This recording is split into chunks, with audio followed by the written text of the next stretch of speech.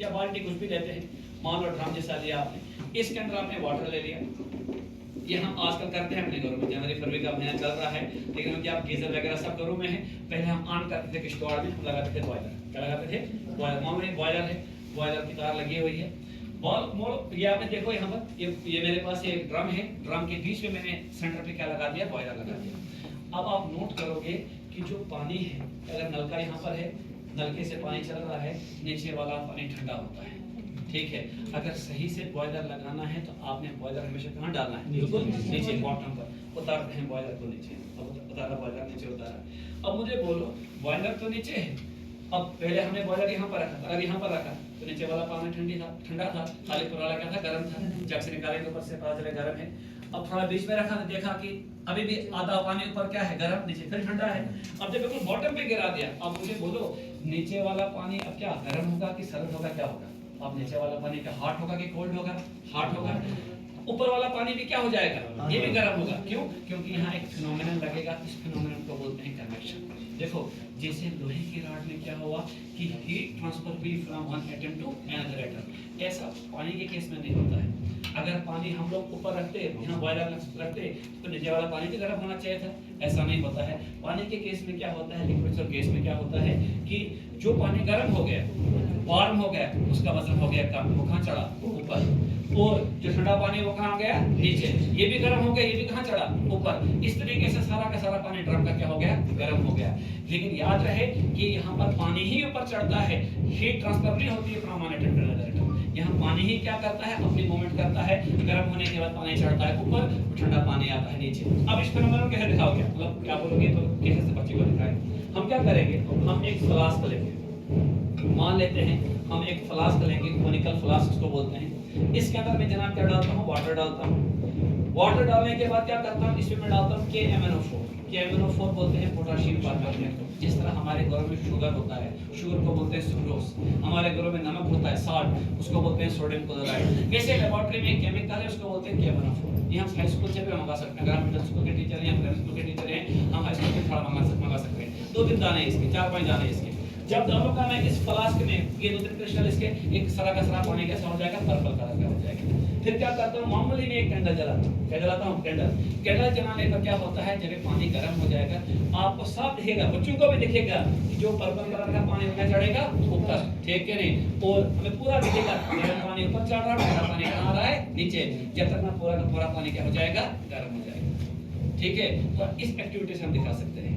अच्छा, अगर और दिखाना तो इसमें भी कनेक्शन होती है। एक और तरीका दिखाने का है। तरीका ये है कि आप क्या करो, आप एक कैंडल जलाओ, मान लेते हैं आपने कैंडल जलाई, ठीक है? अभी ऐसे रखता हूँ इसको, मान लेता हूँ कैंडल जलाई मैंने, एक हाथ आप ऐसे रखेंगे और एक हाथ आप ऐसे रखेंगे, ठीक है? आप मुझे बोलो ऐसे हाथ कब तक आप रख सकते हैं? ज्यादा देर रख सकते हैं कि ऐसे हाथ ज्यादा देर रख सकते हैं? साइड से। वो क्यों? पता है क्यों?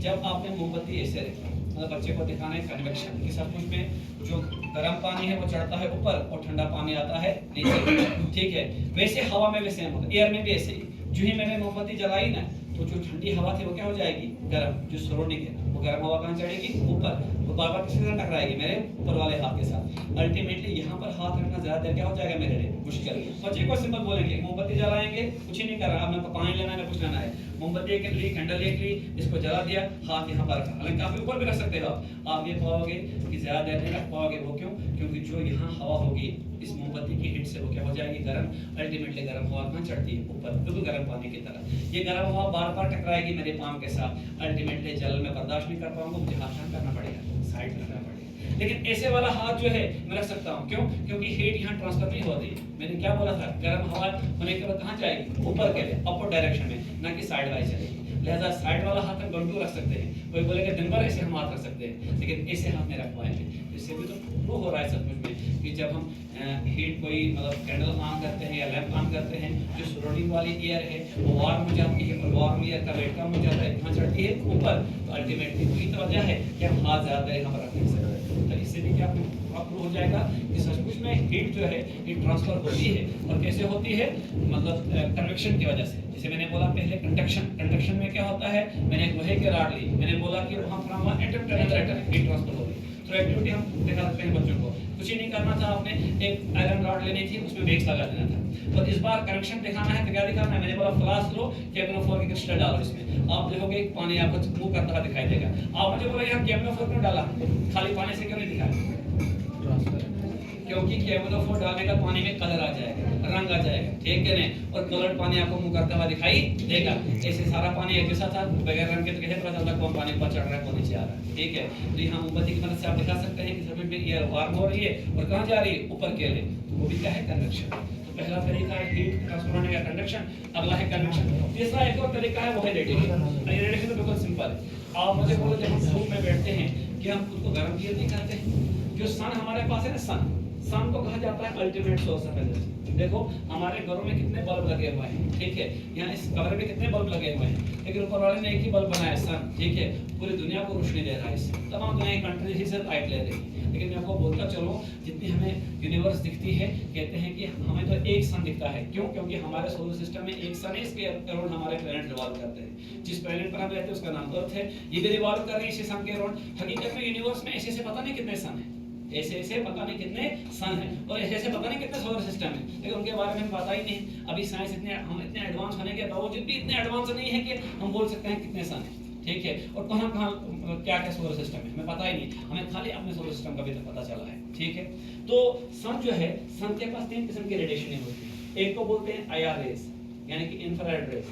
दूसरी होती है हमारे पास VR रेज, जिसको हम बोलते हैं विजिबल रेडिएशन। तीसरी होती है हमारे पास UV रेज, अल्ट्रावायलेट रेडिएशन। तो जब सन निकलता है, धूप निकलती है, क्या धूप में बैठने से हम खुद को वार्म फील नहीं करते, करते तो हैं, क्योंकि जो सन की रेज हैं इसमें होती है इंफ्रारेड रेडिएशन। इंफ्रारेड रेडिएशन से हमें क्या फीलिंग होती है, वार्म की।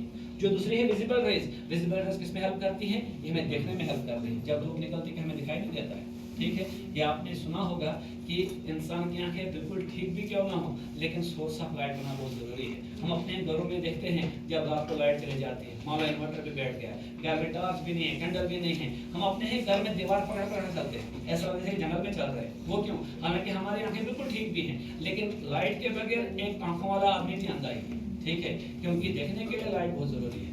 तो विजिबल रेज जो है ये देखने में हेल्प करती हैं। इंफ्रारेड रेज जो है इनको हीटिंग में हेल्प करती हैं, हीट अप करके हमारे एटमॉस्फेयर को।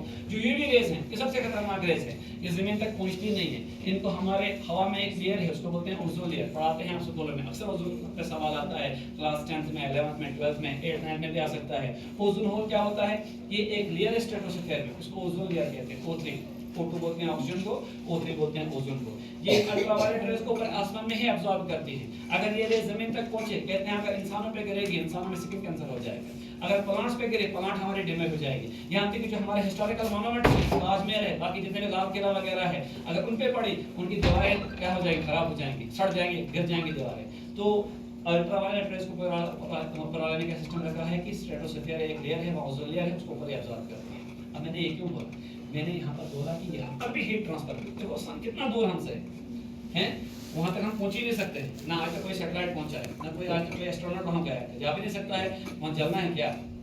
लेकिन सन से इतना दूर रेडिएशन पहुंची, लाइट पहुंची, हीट पहुंची, कैसे, रेडिएशन से, ठीक है। जैसे हम एक्सरे कराते हैं, हमारा कैसे पूरी इमेज बनती है, मानो कोई गिर गया, उसको ब्रेकेज होगी, मतलब फ्रैक्चर हुआ, मल्टीपल फ्रैक्चर हुआ, तो किस तरह एक्सरे में आता है पूरा कि भाई कहाँ कहाँ हड्डी टूटी है, ठीक है। वो कैसे, जब वो रेज हमारी बॉडी में से पास होती है, उसकी एक इमेज बनती है एक्सरे के ऊपर, ठीक है ना। तो कहने का मतलब ये है कि तीसरा तरीका जो ट्रांसफर ऑफ हीट का है वो है रेडिएशन। या जब मोमबत्ती हमने जलाई थी, ठीक है, मैंने हाथ यहाँ पर रखा था, यहाँ से यहाँ हीट कैसे ट्रांसफर हुई, रेडिएशन से ही तो हुई, ठीक है। जैसे अभी हम लोग क्या करते हैं, हीटर ऑन करते हैं, ठीक है, हीटर से हीट हम तक पहुंचती है, वो भी कैसे पहुंचती है, रेडिएशन से तो पहुंचती है। कन्वर्टर से पहुंचती है, कैसे पहुंचती है, रेडिएशन से तो पहुंचती है। वैसे सन से जमीन तक लाइट पहुंची, वो कैसे पहुंची, कोई तार थोड़ी लगी है, कोई राड थोड़ी लगी है। देखो जो कंडक्शन था, फिर होना चाहिए था सन से लेकर जमीन तक कोई लोहे की राड, फिर जाके वहां से यहाँ पहुंचती लाइट, ये ना हीट उसकी। लेकिन ऐसा कुछ भी नहीं है, सन से जमीन तक रेडिएशन हीट पहुंचती है